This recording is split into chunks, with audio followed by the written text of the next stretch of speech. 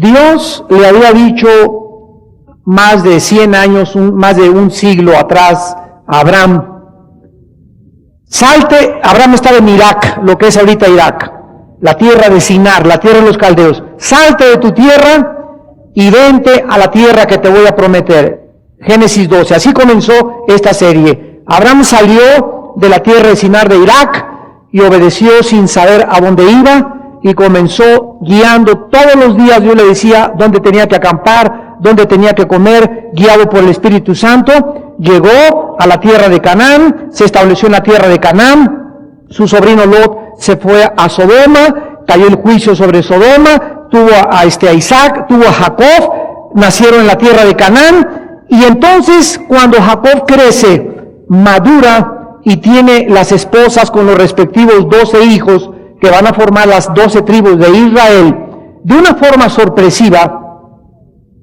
Dios le dice a Jacob, vete de Canaán. Y no solamente le dice a Jacob que se vaya de Canaán, sino que lo forza a través de el hambre que vino sobre la tierra, para que Jacob saliera de Canaán y se dirigiera ni más ni menos a lo que simboliza en la Biblia el mundo, el país o la nación de Egipto. Todo esto, cuando lo analizamos así en pantalla panorámica o en CinemaScope, podemos ver de una forma grande el proyecto, el plan y el propósito de Dios. Una de las formas en la que este Dios, que cada día conocemos más y que lo podemos saber a través de las Sagradas Escrituras, es que el Dios de la Biblia, el único Dios vivo y verdadero, nos lleva muchas veces a prometernos algo, y cuando la promesa parece que está enfrente de nosotros, nos la quita para que nosotros en ese momento lleguemos al final de nosotros mismos. Vamos para que me entiendan con Abraham. Dios le dice a Abraham, vas a tener un hijo. Abraham le dice, gracias Dios. Pasan 25 años y el hijo no viene.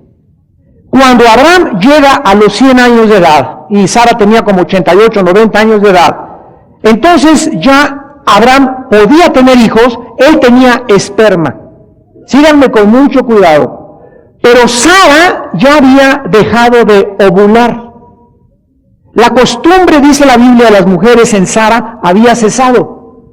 Entonces era imposible, aunque Abraham pudiera tener el esperma todavía, que naciera un hijo humanamente. Entonces el nacimiento de ese hijo prometido, cuando llega el momento, humanamente era imposible. Y cuando llegaron al final de ellos mismos, cuando no había ninguna posibilidad ni médica, ni científica, ni humana, es cuando Dios pone, escúchenme, Dios pone el óvulo de Sara y el esperma de Abraham. Y el nacimiento de Isaac es el nacimiento de un ser humano sobrenatural, que nace de una mujer que dejó de ovular, pero nace con el esperma humano. En el caso de la Virgen María fue al revés. En el caso de la Virgen María, Dios usa el óvulo de María y Dios pone el esperma. ¿Me van siguiendo? Entonces miren ustedes las maravillas y la forma de proceder de Dios. En el caso de Adán no tuvo ni mamá ni papá. Y produjo Dios un ser humano completo y maduro. En el caso de Eva no tuvo mamá ni papá, la sacó del material genético de Adán. Y todas estas formas de actuar de Dios nos muestran, por ejemplo, Isaac, repito, nació sobrenaturalmente. Isaac no venía conforme al nacimiento normal de los seres humanos. Dios pone el óvulo en Sara y el esperma de Abraham. Y el nacimiento de la nación de Israel es un nacimiento milagroso, porque dice la Biblia en Gálatas y en Hebreos, en Isaac te será llamada descendencia. La nación de Israel es un milagro. Desde que nace, porque Isaac nació milagrosamente, y desde que comenzó a proyectarse en la historia, y cuando fueron cautivos y cuando regresaron en el 48, y la sobrevivencia de Israel, todo aquello donde Dios tiene su mano es una atmósfera alrededor de milagros. Y cuando Dios tiene su mano sobre nuestra vida, sobre nuestra iglesia, sobre tu familia, sobre tu matrimonio, tú tienes que esperar todos los días milagros. Hechos sobrenaturales, sucesos que no te esperabas, dinero que te llega no sabes ni de dónde, situaciones que son resueltas de una forma que ningún humano hubiera podido resolver. Pero todas las cosas que Dios hace en nuestras vidas son sobrenaturales. Porque el cristiano es la persona que ha entrado a vivir en la dimensión de lo sobrenatural. Ahora miren ustedes lo que Dios hace con Abraham. Nace Isaac, sobrenaturalmente. Y ahí está Abraham caminando con su hijo. Y Isaac lleva como a los 20, 25 años de edad, y entonces Dios le dice a Abraham, dámelo. ¿Cómo que dámelo, Señor? Dame a tu hijo. Pero, Señor, dame a tu hijo. Abraham le dice a Dios, ahí está mi hijo. Muy bien, Dios le había dado una esperanza a Abraham. La esperanza de que en Isaac le iba a ser llamada descendencia. Y Abraham creyó que Dios iba a hacer eso con su hijo. Y cuando Dios le quita a su hijo y le dice, dame a mi hijo, a tu hijo Isaac, en ese momento Abraham lo entrega, y dice Hebreos en el Nuevo Testamento que Abraham le entregó a Dios a Isaac porque él creía que lo iba a resucitar de los muertos. Y en Romanos 4 se nos dice que creyó en esperanza contra esperanza. Fíjense ustedes, Abraham creyó que en Isaac sería descendencia, y Abraham creyó que aunque Dios lo matara, lo iba a resucitar de los muertos. No importa que Dios deshiciera el sueño y la visión y la promesa de Isaac, Abraham sabía que Dios era poderoso para un muerto hacer de su hijo una descendencia. ¿Qué les quiero decir en esta noche antes de entrar a Génesis 46? Que muchas veces Dios te dice, a ver, esa muchacha que es tu novia, échamela para acá, préstamela 3 meses. Que me la preste 3 meses. A ver, esa casa que tú tienes, quiero ver, a ver ese dinero que tienes, préstamelo tantito. Dios está continuamente probándonos para ver qué le entregamos. Y en el momento en que nosotros hacemos esto, Señor, esto es tuyo, mi esposa es tuya, mis hijos son tuyos, mi casa es tuyo, todo es tuyo. En el momento que nosotros hacemos su voluntad, en ese momento se abren las puertas de los cielos. Porque en el momento que tú le dices a Dios, heme aquí, haz tu voluntad, te entrego lo que me pides, Dios, no te imaginas cuánto te va a bendecir. La bendición más grande que una persona pueda tener es hacer la voluntad de Dios. Aunque la voluntad de Dios aparentemente sea muchas veces contradictoria. ¿Por qué? Porque las más grandes posesiones y las cosas más valiosas de esta vida le son dadas a estas personas que hacen la voluntad de Dios. Vamos a pensar en algunas de las cosas más valiosas que tiene la vida: el amor, la paz, la fe, el gozo y la esperanza son las 5 cosas más valiosas que cualquier ser humano pueda tener: amor, paz, fe, gozo y esperanza. En segundo lugar, la provisión de saber y caminar en la vida que todo lo que necesite Dios me lo va a dar y Dios me lo va a proveer. Él es Yahweh Jireh, y la palabra Jireh, que significa proveedor, significa Dios ve y provee. O sea, cuando Dios ve, provee. Cuando Dios ve que tú le pides algo que no necesitas, no te lo da. Porque lo que Dios te da es lo que Él ve que te hace falta. Me quiero casar. A lo mejor Dios está viendo que no estás maduro para casarte. Y por eso no ha llegado tu compañera o tu compañero. Pero es maravilloso caminar en la vida sabiendo que cuando Dios ve que me hace falta algo, Él lo va a proveer. Y me tengo que acostumbrar a esto, a que teniendo sustento y abrigo y no teniendo aquello que no ha llegado a mi vida, es porque la sabiduría de Dios es más grande y realmente no lo necesito. Porque si lo necesitara, Dios me lo hubiera dado. Si voy a alguna tienda y aquí en la cartera no tengo, no compro, porque si no tengo aquí es porque Dios no quiere que lo compre. Si Dios quisiera que yo comprara eso, primero pondría en mi cartera lo que voy a comprar. Pero si yo compro algo por capricho, y si yo creo que porque esto es que lo necesito comprar y no hay esto y lo compro a crédito, o ando pidiendo prestado para satisfacer algo que no tengo, lo voy a lamentar tarde o temprano. La protección y la seguridad que Dios nos da es la tercera cosa maravillosa que Dios nos da en la vida. La absoluta seguridad, como lo vamos a ver en Jacob, que Dios nos protege y nos guarda, no habrá ningún enemigo jamás que nos haga frente. Salmo 34, el ángel de Jehová acampará alrededor de los que le temen y los protegerá.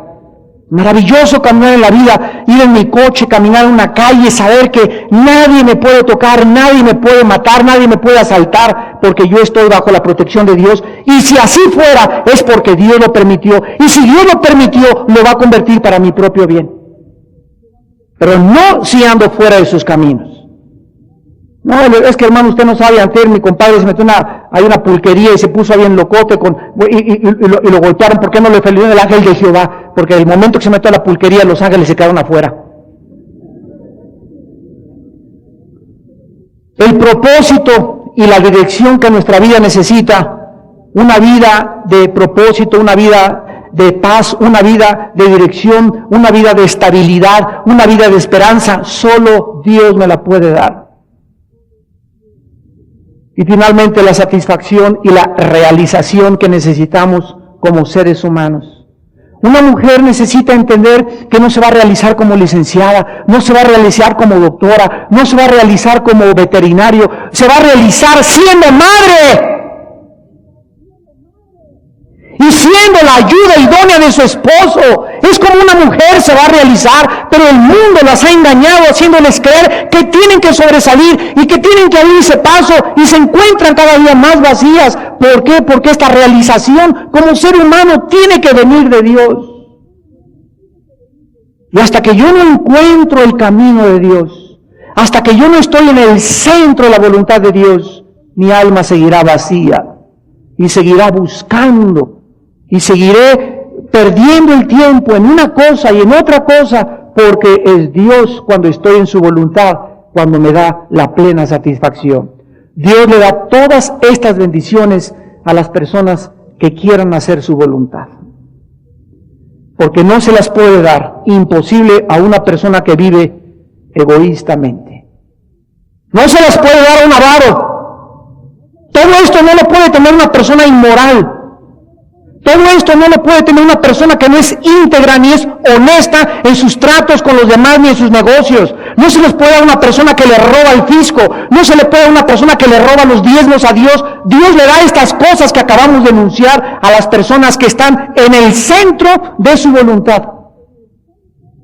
A los que han aprendido que verdaderamente Dios es un Dios bueno. Y que Dios ama la santidad. Pero si nosotros queremos todas estas cosas valiosas, debemos estar dispuestos a hacer la voluntad de Dios. Pero antes de hacer la voluntad de Dios, necesito conocer la voluntad de Dios, obviamente. Pues, ¿cómo puedo hacer algo si no sé qué es lo que le gusta a Dios? Y la respuesta está en Romanos 12:2. Ni la busquen porque se la saben de memoria. No se conformen a este mundo, sino transfórmense por medio de la renovación del entendimiento para que comprobéis la voluntad de Dios, agradable, buena y perfecta.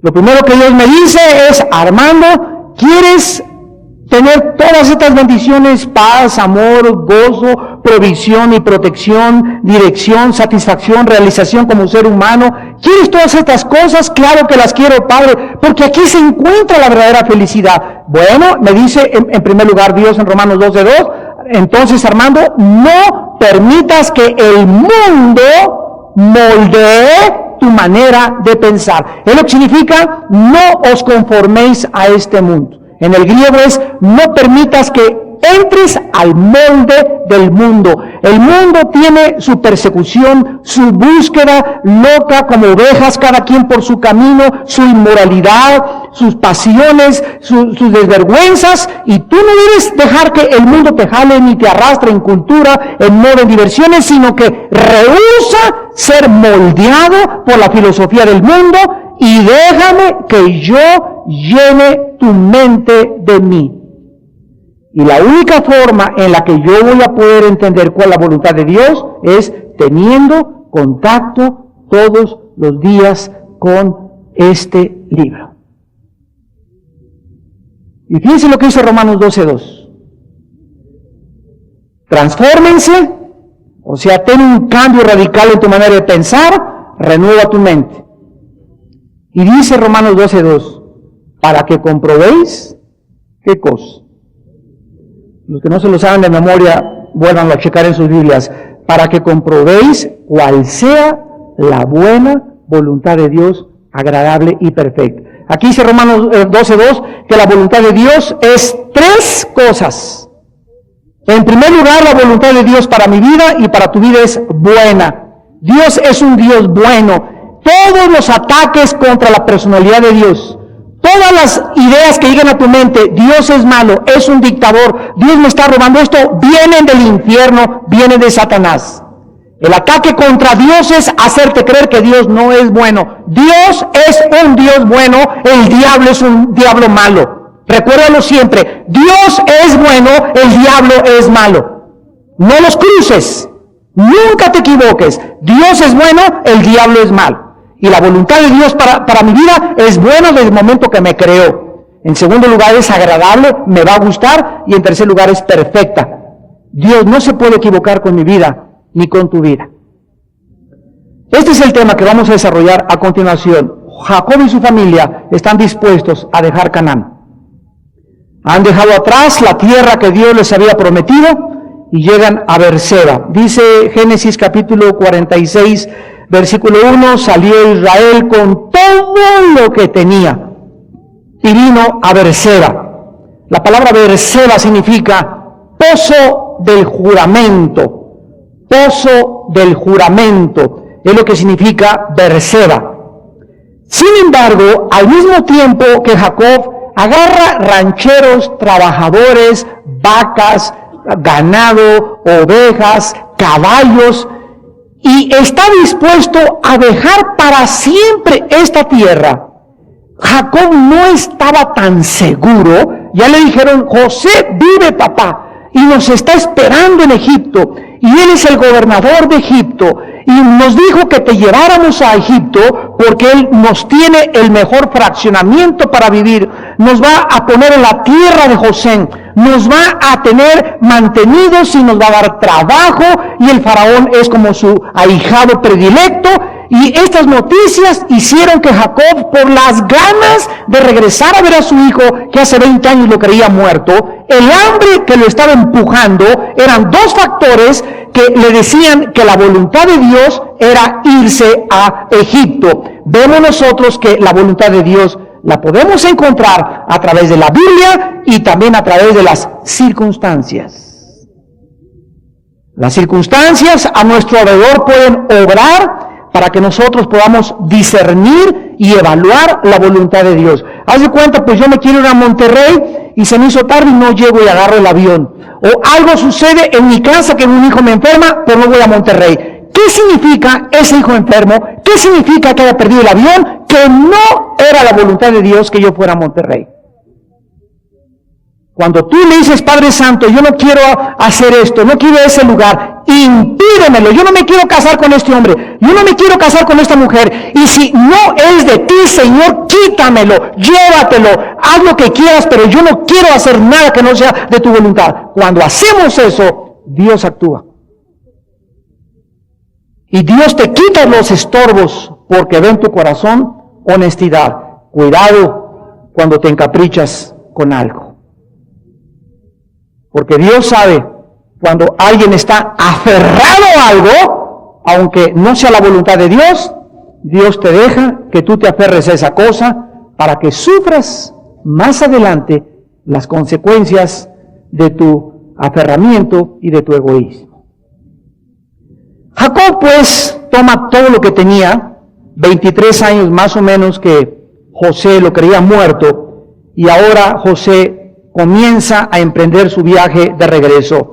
Lo primero que aprendemos en esta noche es que Dios, cuando nos llama, es la primera lección en esta noche, Dios cuando nos llama a que nosotros hagamos su voluntad, nos demanda una entrega total.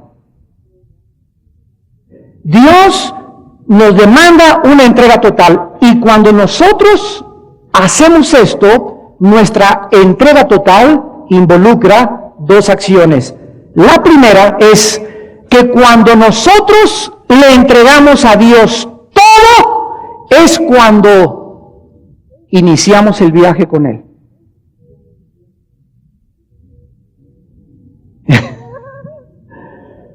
Cuando llega un cristiano y le dice, Padre Santo, mira, quítame lo que quieras, quítame mi novia, lo que tú quieras, Señor, yo no voy a hacer esto si no es tu voluntad. En ese momento, en el primer paso de nuestra rendición a su voluntad, iniciamos el viaje con Dios. Porque es cuando en ese momento donde Dios nos toma de la mano y me dice, ahora sí, te puedo llevar conmigo. Porque para que tú vengas conmigo, no te puedo jalar. Necesito que tú voluntariamente confíes que a donde yo te lleve, será lo mejor para tu vida. Porque si Dios jala a alguien, no quiero eso, inmediatamente Dios te suelta. Porque Dios necesita nuestra voluntad. Y en segundo lugar, cuando hacemos una entrega total a la voluntad de Dios, tomamos todo con nosotros, como lo hizo Jacob.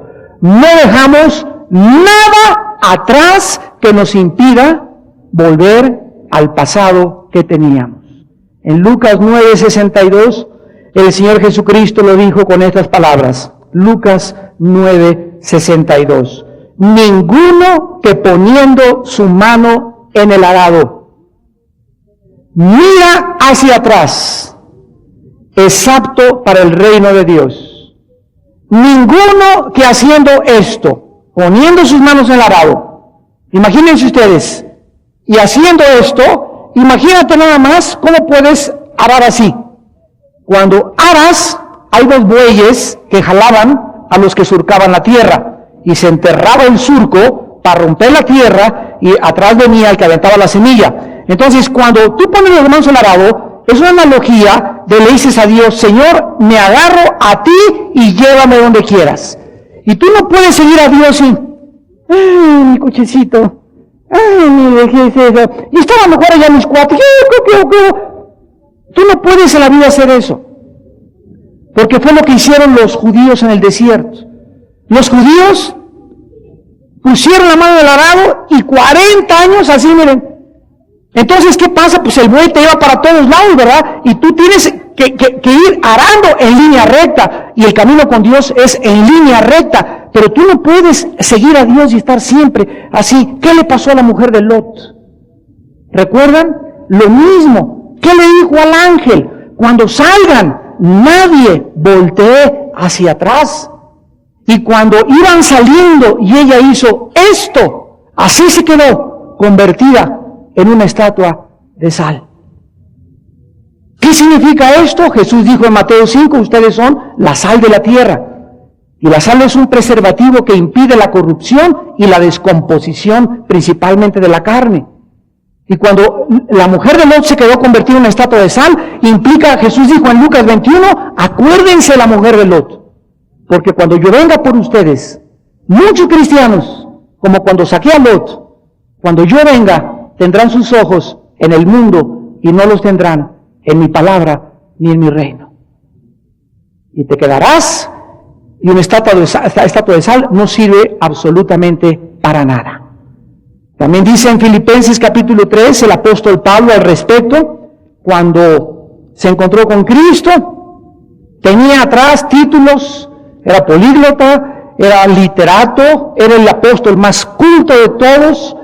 Pablo tenía títulos del fariseísmo, bueno, tenía miles de cosas, tenía conferencias que dar en Damasco, conferencias que lo invitaban a Grecia a dar, y cuando él se encontró con Cristo, dice en Filipenses 3, versículo 8, dijo, ciertamente estimo todas las cosas como pérdida. Así tienes tú que pensar cuando en esta vida algo pierdes por causa de Cristo. Nada es tan valioso como Cristo. ¿Perdiste tu trabajo? Mira, es basura comparado con tu Señor. ¿Perdiste a tu novia? Tu novio, basura. ¿Perdiste tus negocios por ser cristianos? Basura. Todo lo que perdamos en esta vida por causa de Jesús, dice Pablo, es basura, por amor del cual lo he perdido todo y lo tengo por basura para ganar a Cristo. Ahora, vean ustedes que aquí es una cuestión de evaluación. Todo en la vida tiene una evaluación. Si yo escojo algo en la vida, es porque eso que escogí lo considero más valioso que la otra opción que yo tenía. Entonces, si yo escojo mi novia a Cristo, mi esposa a Cristo, mi esposo a Cristo, el negocio a Cristo, la tranza a Cristo, es porque yo considero lo que yo estoy escogiendo más valioso con Cristo. Entonces, ¿dónde está mi corazón? Mi corazón está en las cosas de este mundo. Y las decisiones diarias que nosotros hacemos en la vida siempre determinan el nivel de espiritualidad en el que nos encontramos detrás de Dios. Todas las decisiones que tú hagas, si voy a la calle y pasa una muchacha guapísima y se va moviendo como licuadora y veo, ¿verdad? Tengo 3 meses que no veo a mi esposa y yo no la veo, es porque escogí a Cristo. Si pasa un muchacho guapísimo y tienes un novio y no lo ves, es porque prefieres la lealtad y la honestidad y la fidelidad a tu esposo que a ese hombre guapo, a ese artista. Y todas nuestras vidas están llenas de decisiones pequeñas. Hoy decidí no evadir impuestos y dar factura. En esa acción estoy decidiendo a Cristo. Y mientras más escojo a Cristo y más volteo a ver a Cristo y más mi vida es influenciada por Cristo, más crezco, más bendecido soy, más conozco a Dios, más paz, más tranquilidad, más protección, más dirección tengo en mi vida. No puedo creer que haya algo en el mundo, que el mundo me puede ofrecer que sea mejor que seguir a mi Señor. Y las personas que no han todavía hecho esa consagración a Cristo total, es porque creen todavía que el mundo tiene algo que ofrecerte.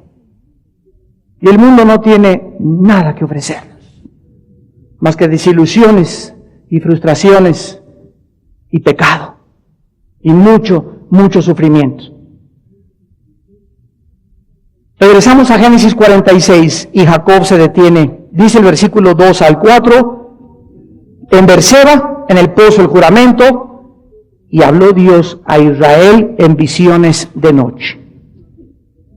Y dijo, Jacob, Jacob. Y él respondió, heme aquí. Y dijo, yo soy Dios, el Dios de tu padre. No temas. No temas de descender a Egipto, porque allí yo haré de ti una gran nación. Yo descenderé contigo a Egipto, y yo también te haré volver, y la mano de José cerrará tus ojos. Jacob, aun cuando juntó a toda su familia, vámonos a Egipto, se detuvo en Berseba, en el pozo del juramento, para que en ese lugar, donde el juramento que Dios le había hecho años atrás, le confirmara a Dios que era su voluntad que siguiera él hacia Egipto. En Berseba Jacob, recuerdan, vivió cuando era niño y antes de que huyera de su hermano Saúl, lo pueden ver en Génesis 28:10. Berseba era exactamente la mera parte sur de la tierra prometida y colindaba con Egipto en la tierra de José. Ahorita vamos a ver qué interesante. Berseba era la frontera casi para entrar a Egipto. Y cruzando Egipto, lo primero que estaba al norte de Egipto era la tierra de José, que Dios le había dado a José para su familia. Y ahí dice el versículo 2, Dios se le revela a Israel, a Jacob en visiones, y comienza Jacob a adorarlo y a ofrecerle sacrificios. Vean ustedes que esta es la última visión de Dios a los patriarcas de Israel. Esta es la última vez que en su vida Dios se manifiesta a Abraham, Isaac y Jacob. Desde luego Abraham y Isaac ya estaban muertos, pero Jacob, como el tercer patriarca, es la última vez que se le manifiesta. Dios se manifestó a Jacob 8 veces. A los que les interese, les voy a dar rápido los versículos. Génesis 28:13, 31:3 y 11. Capítulo 32, versículo 1 y versículo 30. Capítulo 35, 1 y 9. Y capítulo 46, versículo 2. 8 veces Dios se le manifestó a Jacob. Y esta es la última vez que se le aparece. Observamos que esta última visión dada a Jacob es a través de su nombre. Versículo 2. Habló Dios a Israel. No dice habló Dios a Jacob. Y hemos aprendido que cuando se usa el nombre de Israel, significa que Dios le está hablando a Jacob en nombre de toda la nación. Porque Israel significa el que lucha del lado de Dios y vence. Esto nos sugiere que estas promesas fueron dirigidas tanto a Jacob como también a toda la nación de Israel. Vean ustedes la respuesta de Jacob a la última visión de Dios en el versículo 2. Jacob le respondió, heme aquí. Esta es la respuesta de todos los siervos de Dios en la Biblia. Éxodo 3:4. Moisés, Moisés, heme aquí. 1 Samuel 3:4. Samuel, Samuel, heme aquí. Isaías 6 del versículo 8. ¿A quién enviaré? ¿A quién estará conmigo? Señor, envíame a mí. Heme aquí. Haz tu voluntad conmigo. La Virgen María, el ángel se le aparece, serás madre, estarás embarazada, ningún hombre te tocará. Vas a sufrir vergüenza, persecución, malas palabras y la gente va a pensar un mal de ti. Hágase, heme aquí, con tu sierva, haz conmigo según tu voluntad. Esta es la actitud de una persona rendida a la voluntad de Dios. Señor, vengo a que tú me digas, heme aquí lo que he de hacer. No voy a discutir, no voy a argumentar. Lo que tú me digas, eso haré. Este corazón es el que Dios busca en tu vida y en mi vida. Estas personas tienen un nombre en el Nuevo Testamento, y es la palabra manso, no menso. Manso. Y una persona mansa es una persona que en cuanto sabe cuál es la voluntad de Dios, no importa el precio que tenga que pagar, le dice a Dios, Señor, heme aquí. Yo sé que no puedo, yo sé que me faltan fuerzas, esto que me pides es difícil, pero Señor, yo sé que si tú me estás pidiendo esto, tú me darás la fuerza para seguir viviendo para ti. Es maravilloso que Dios le haya dicho a Jacob, en el versículo 2, habló Dios a Israel en visiones de noche, Jacob, Jacob, él le responde, heme aquí. Y en el versículo 2 le dice, yo soy Dios, el Dios de tu padre. Y esta frase en el hebreo es, yo soy a él. H-A-V-A. Yahel en el hebreo. Y es la palabra yo soy el Dios verdadero. Yo soy el Dios verdadero, yo soy el Dios poderoso, el Dios fuerte. El punto era el siguiente: Jacob, quien te está hablando, es el único Dios verdadero, el fuerte, el poderoso, el Dios que hizo el cielo y la tierra y el que tiene el poder de hacer todas las cosas. Yo sé que estás dudando ahorita. ¿Qué voy a hacer? Voy a dejar Canaán. Todo esto estaba en el corazón de Jacob. Voy a dejar mi tierra que Dios me prometió. Dios, ¿cómo será posible que esta es la voluntad de Dios? Y me dijo, ¿qué era para nosotros? Y ahora me dice que no hay Egipto. ¿Será la voluntad de Dios? A lo mejor tengo muchas ganas de ver a José. A lo mejor tengo muchas ganas de no padecer hambre. Pero quiero estar en la voluntad de Dios. Y en medio de este corazón tan sincero de Jacob, de un hombre quebrantado, Dios le dice, no te equivoques, no tengas miedo. Soy yo el que te estoy llevando. Sigue tu camino hacia Egipto. Ahí estaba Jacob luchando con todos estos pensamientos. ¿Será la voluntad de Dios? Y además Jacob pensaba, híjole, vamos a ir a Egipto y la influencia de Egipto en mis hijos. Si apenas se están levantando de los léperos estos, de todo lo que han hecho, y ahora vamos a entrar a una cultura, a una sociedad, no los arrastrará la cultura, no les pasará lo que le pasó a Lot. Entonces todos estos pensamientos de ideas estaban en Jacob. Y necesitaba la confirmación de Dios. ¿Cuántas veces nosotros luchamos y estamos confundidos en nuestros pensamientos y estamos entre haré esto o no haré esto? ¿Será la voluntad de Dios? ¿No será la voluntad de Dios? Escucha, cuando tú te encuentres en una encrucijada, en un dilema, donde no sepas si es para acá o es para acá, detente. No importa lo lejos que estés, detente, híncate, adórale. Ofrécele sacrificios de alabanza y espérate ahí un día, ayuna o 2 días, pero espérate hasta que Dios te confirme que lo que estás haciendo es su voluntad. Así es como Dios nos quiere guiar. Nadie venga y, ahorita, dime, ¿qué tengo que hacer? Me estoy divorciando, ¿qué tengo que hacer? Mi esposo me pega, dígame, ¿qué tengo que hacer? Nadie va a encontrar la voluntad de Dios de esta manera. Pasa horas con la Biblia antes, ayuna, busca a Dios, haz obras y actitudes en tu vida que el Altísimo pueda ver que realmente estás buscando y el Altísimo te dirá lo que tienes que hacer. No hay ningún cristiano en microondas. No eres sopa marucha. Ahora, esta es la razón por la cual Dios le dice, no temas. Por todos estos temores que Jacob tenía de llegar hasta la tierra prometida con toda su familia y creer que a lo mejor iban a ser arrastrados por otra cultura.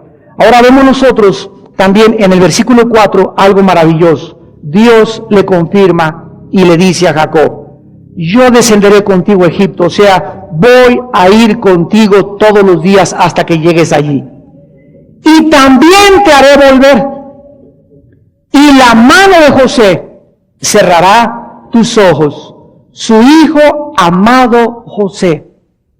Dios le dice, Jacob, Él va a estar contigo cuando te estés muriendo. ¡Qué promesa tan maravillosa! ¿Y en qué momento Dios se la estaba dando? Ese hijo que por 23 años le has llorado. Y has sufrido una angustia tremenda y ahora vuelve a resurgir de las cenizas, ese hijo que tú vas a encontrarte en Egipto, miren ustedes lo que Dios está diciendo. Dios nos está diciendo que Él conoce cuándo y cómo vamos a morir. Le está profetizando que vendrá un momento en que cuando Él esté muriendo va a ser José quien le cierre sus ojos, o sea, tu hijo estará en tu cama junto contigo en el momento de tu muerte. Las últimas cosas que veas en esta vida serán los ojos y la cara de tu hijo José. Qué maravillosa promesa para todos nosotros. Dios sabe cuándo voy a morir y cuándo vas a morir tú y cómo vamos a morir y de qué forma vamos a morir. Dice la Biblia que bienaventurados aquellos que mueran en el Señor porque han descansado de sus obras. Y que grandiosa y maravillosa es para Jehová la muerte de sus santos. Y el propósito de Dios para todos nosotros como su pueblo, por cada uno de ustedes y nosotros y los que nos escuchan por la televisión, el propósito de Dios es que cada uno de nosotros muramos en paz y con tranquilidad. Y que podamos cerrar nuestros ojos con una paz que sobrepase el entendimiento y no como los que se mueren, que nunca aceptaron a Cristo, que nunca hicieron la voluntad y que de repente les dio un infarto y de repente les dio esas cosas y dicen, Dios mío, era verdad, y demasiado, hasta los chamucos se te van a aparecer ahí. Dice Cristo en la historia, en Lucas 16, cuando muere el rico y el Lázaro, que cuando murió el Lázaro, los ángeles lo llevaron a la presencia del Padre, mientras que el rico lo enterraron y descendió al infierno. En el momento de nuestra muerte, nuestro cuarto, el hospital donde tú estés, o que a lo mejor te vas en un camión al barranco, ahí cuando vayas al barranco y te estrelles o en un choque o en lo que sea, vas a abrir los ojos y lo primero que vas a ver van a ser unos seres como de 3 metros de estatura, brillantes, brillantes con espadas, que se llaman los ángeles del Señor. Y estarán en el momento de nuestra muerte para abrirnos el camino y pasar por el primer cielo, y nos van a llevar a través del segundo cielo hasta la presencia del Altísimo en las alturas. Dichosa es a los ojos de Jehová la muerte de sus santos. Jacob, después de esto, versículos 5 y 6, obedece inmediatamente, se levanta, toma a los hijos de Israel, a su padre, a sus niños, sus mujeres, carros, todo aquello en los carros que Faraón había enviado para llevarlo. Tomaron sus ganados, sus bienes que habían adquirido en la tierra de Canaán, y vinieron a Egipto, Jacob y toda su descendencia consigo, sus hijos y los hijos de sus hijos consigo, sus hijas, las hijas de sus hijos, y toda su descendencia trajo consigo a Egipto. Nosotros encontramos, ¿verdad?, que ya no había dudas ni temores. Es maravilloso ya tener una confirmación. Dios me ha dicho que lo que estoy haciendo está en su plan. En este momento, el espíritu de Jacob era totalmente libre. Ya podía dormir, ya podía comer. Es maravilloso saber que lo que estoy haciendo, a donde voy, es absolutamente, voy a Veracruz, voy a Monterrey, voy a Chiapas, a donde yo quiera que vaya, el negocio que estoy haciendo, la persona con la que me estoy casando, la casa que compré. Es maravilloso acostarme con mi conciencia tranquila, porque antes de hacer lo que hice, le pregunté a Dios su consejo. Él me lo confirmó y mi alma se siente libre.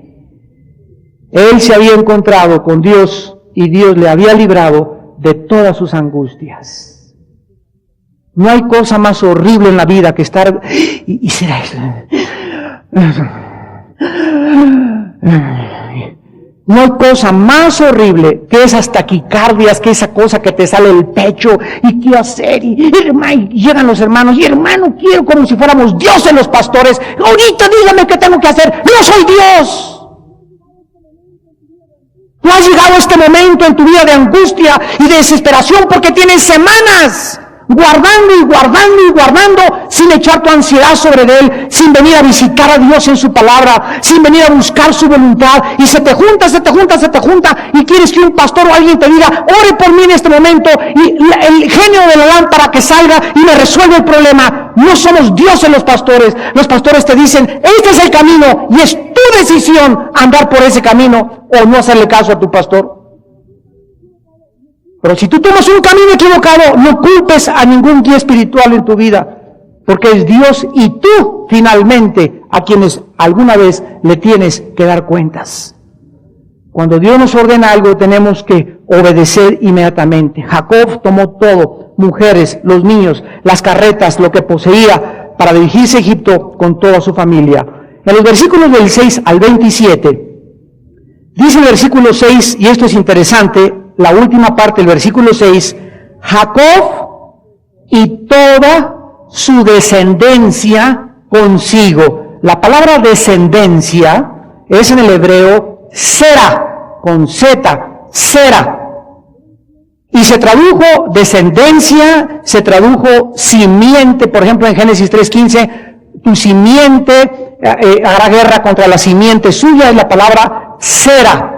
Y esto nos habla, ¿verdad?, que notamos que fue Jacob el que llevó a toda su descendencia. Él fue el responsable que sus hijos y sus nietos y bisnietos y vacas y trabajadores, todas las personas de su familia, que nadie se quedara ahí en la tierra, porque todos tenían que estar dentro de la voluntad de Dios. Y en tu familia, quiero preguntarte en esta tarde, ¿quién es el responsable de que se haga la voluntad de Dios?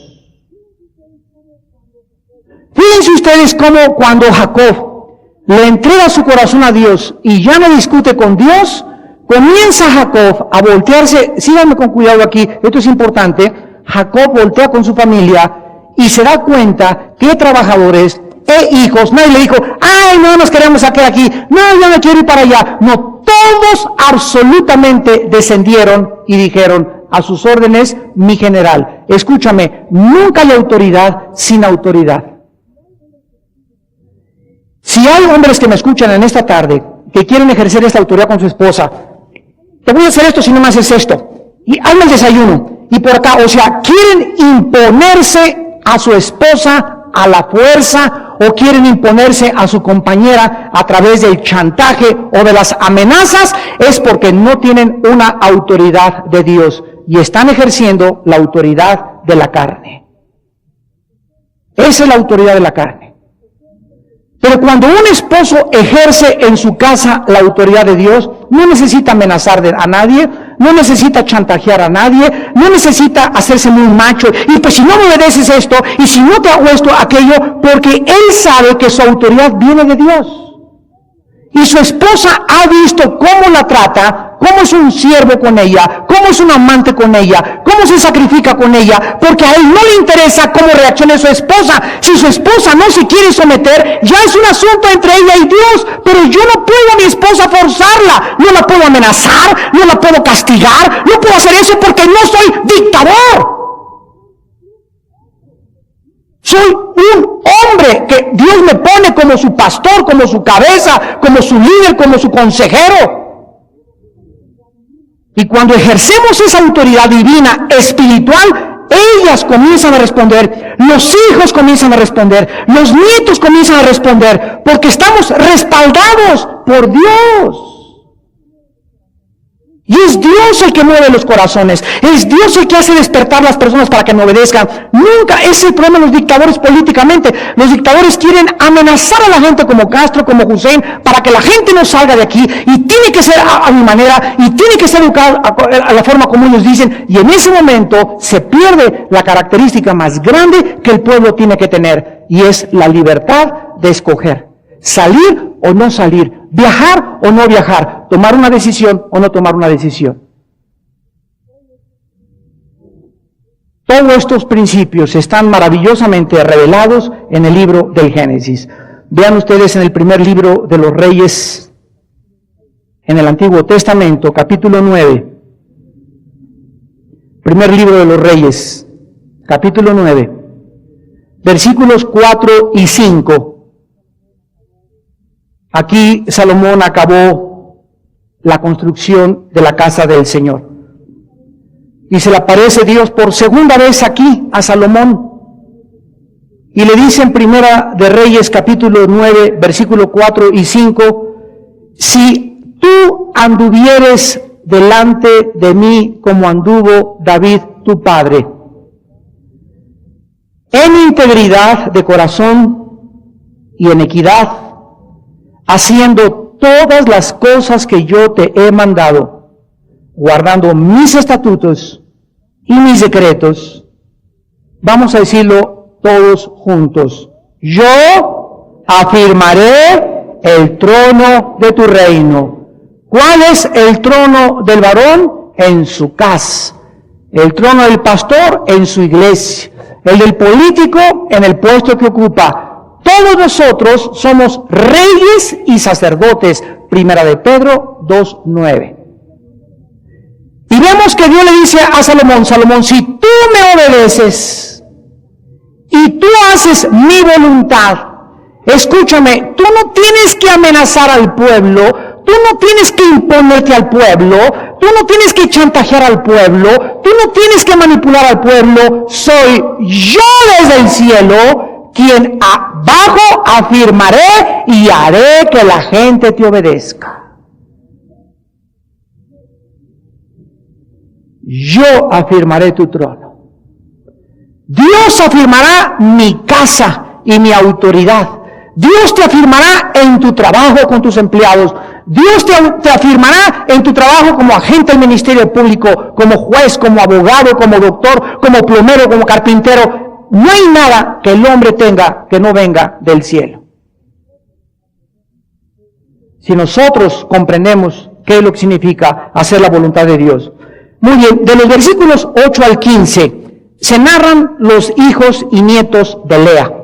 Del 16 al 18, los hijos y los nietos de Silpa, que era la concubina de Jacob. De los versículos 19 al 22, los hijos y los nietos de Raquel. Y del 23 al 25, todos los hijos de Bila. Y terminamos, dice el versículo 28, cuando la familia es reunida por última vez y para siempre delante del Señor.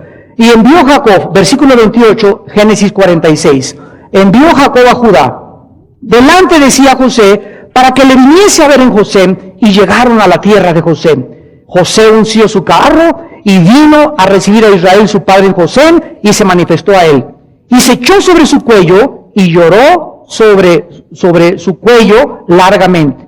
Entonces, dice la Biblia, Israel le dijo a José, muera yo ahora, ya que he visto tu rostro, y sé que aún vives. Y José le dijo a sus hermanos y a la casa de su padre, subiré y lo haré saber a Faraón, y le diré, mis hermanos y la casa de mi padre que estaban en la tierra de Canaán han venido a mí.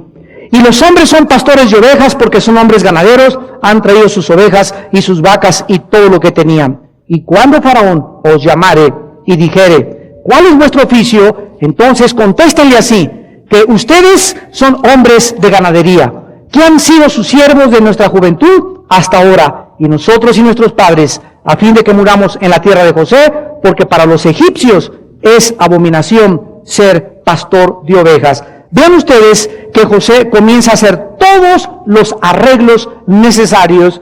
Manda a Jacob, a Judá para que le avise a José. José sale a su encuentro, papá, hermanos, ¿verdad? Y se abraza Jacob y comienzan a llorar y los acompaña hasta la tierra donde iban a estar sentados. Y ahí José les da instrucciones a toda su familia de la forma como deben conducirse delante del faraón.